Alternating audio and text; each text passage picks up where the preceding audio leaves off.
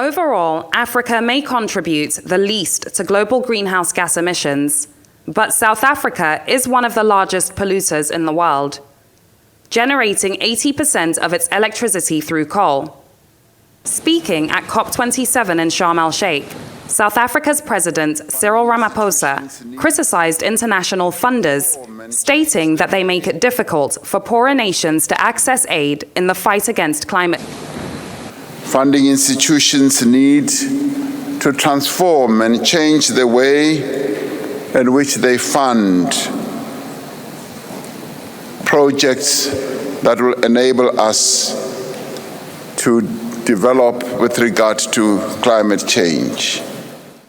Support is out of reach of the majority of the world's population due to lending policies that are risk-averse and carry onerous costs as well as conditionalities. Barely 24 hours after Ramaphosa's address, South Africa, France, and Germany have announced the signing of loan agreements for the two European nations to each extend €300 million in concessional financing to South Africa to support the country's efforts to reduce its reliance on coal.